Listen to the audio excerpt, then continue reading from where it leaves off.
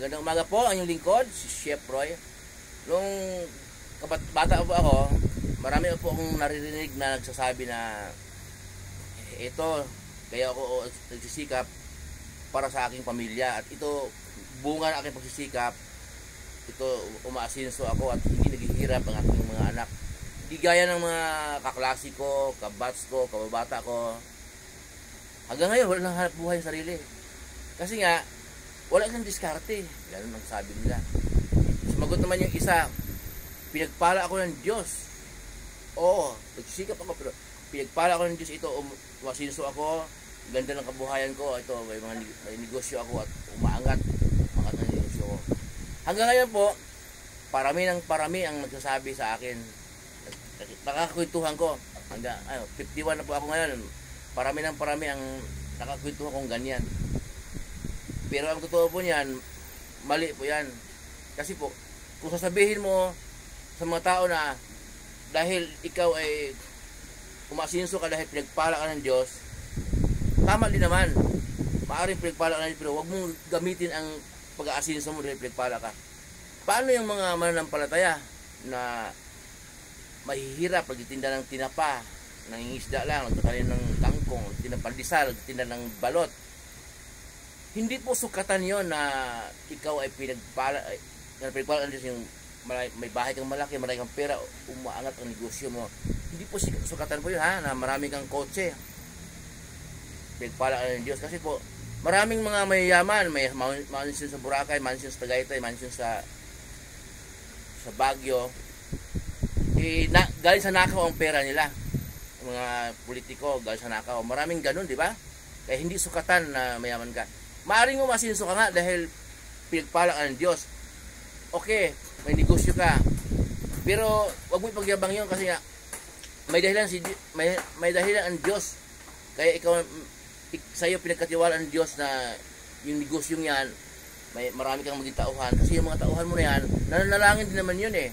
Nilagay sila ng Diyos dyan para magiging tauhan mo. Nanalangin din yan para magkaroon ng trabaho. At may dahilan si Lord na ikaw ang kanyang pinili na magiging amo. Okay? Hindi lahat gawin ni Lord na mayaman. Sino ang maging tauhan mo? Kaya huwag mo ipagyabang yun.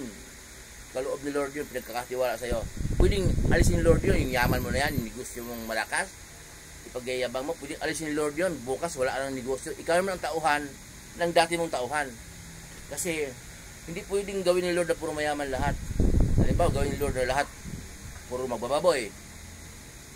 Sino nang hindi ng bangos? Paborito ko pa ng ulam yun. Ano, mabibili. Kaya may magbabangos, magbababoy. Sa negosyo naman, may boy, may utusan. Hindi pwede puro mayaman. Sino nang makuha ng tauhan? Sino mag-a-apply sa'yo? Magbahay-bahay ka man, hanap ng tauhan. Wala kang maging tauhan. Puro mayaman eh. Kaya may mahirap, may mayaman. Okay?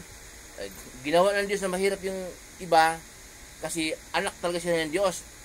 Kasi kung yayaman yan, alam ng Diyos, naliliko yan, mabababae lang, gaya nakikita din ngayon. May asawa na, may kalib-in, bulgar na bulgar, nakikita ng mga kaibigan niya. Hindi alam ng pamilya niya, pero duda lang. Pero ganun, sugal doon, mabababae, magda-drugs, kung ano-anong pinagagawa sa buhay. Ganun, alam ni Lord yon na, pero pinayagan ni mayaman na ganun. Kaya kung mayaman ka man, hindi sabihin na pinagpala ka ng Diyos. Marami kang tauhan, matulungin ka, hindi ibig sabihin na ligtas ka na. Kasi ginamit ka ni Lord para matulungan yung mga nahihirapan. Kasi nga, yung ibon ng uwak, kayang gamitin ng Diyos para pakainin si Elias. Inutusan ng Diyos kaya yon para pakainin si Elias. Nung wanted si Elias kay ni Haring Ahab, pinatago si Elias ng Diyos doon sa batis ng Karit sa may silangang bahagi ng Jordan. Ganun po yun. Kaya magpasalamat tayo kung anong mayroon tayo. Marunong kang lumagay kung saan ka. Okay? Kung anong binigay sa iyong talent ng Diyos, huwag kang makialam sa iba. Kasi mapapaaway ka. Pwede kang magbahagi ng salita na ayon sa kalooban ng Diyos. Yung sa Diyos ha, hindi yung sarili mo pinapromote mo. Ganun po yun. Kaya lahat ng bagay sa mundo ito ay si Lord ang nagbigay ng instruction. Ano po, siya ang nagbigay ng dahilan, siya ang may gawa ng mga nakikita natin. Talent, siya ang nagbigay ng talent, magpagyabang. Kahit sino ka pa, kahit sino pang magaling. Yun po, muli pong yung lingkod, si Chef Roy. Magpapalain po tayo ng Diyos. Ingatan kayo ng Diyos kahit saan po kayo pupunta. Manalangin po tayo bago tayo aalis.